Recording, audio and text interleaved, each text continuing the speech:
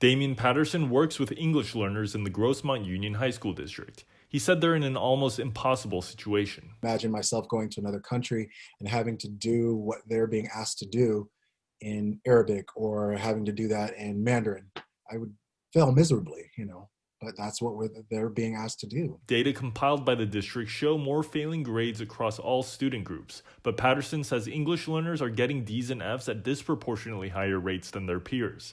And it's not just at Grossmont. Officials at Sweetwater Union High School District and Poway Unified School District see similar trends. Learning a new language, as you were saying, even on an app, it's good and it works, but being in a class, being able to practice that language with your peers and have those engaging conversations and where you're using the language, that's by far the best way to learn and to help these students become successful. Educators say this crisis is yet another example of the pandemic amplifying existing inequalities. Jorge Cuevas Antillon is the district advisor for curriculum and instruction of dual language and English learners at the San Diego County Office of Education. The fact that students are getting D's and F's are probably a symptom of larger issues that are going on for these students in their lives. In California's public schools, English learners are more likely to come from low-income families and experience homelessness and are less likely to graduate than their peers. There's a lot of reasons why this category, which has to do with their linguistic background,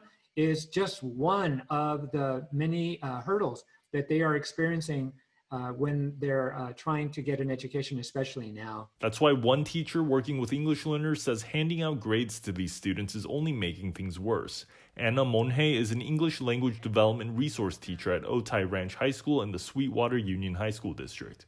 It's unfair because the grades are assuming everyone's internet connection is equal and everybody's home life situation is equal.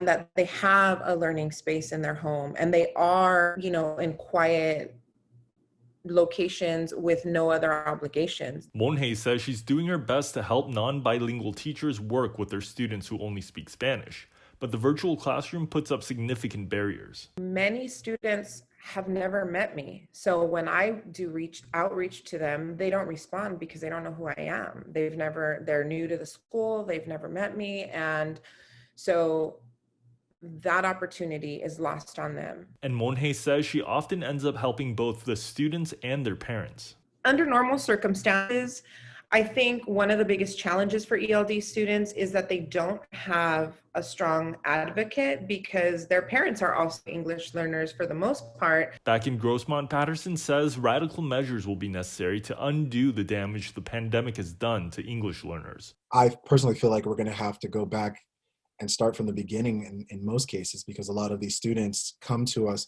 not being literate or fluent in English or literate in their L1 or their primary language, and they've had no educational access, I guess I'm trying to say, since March. Joe Hong, KPBS News.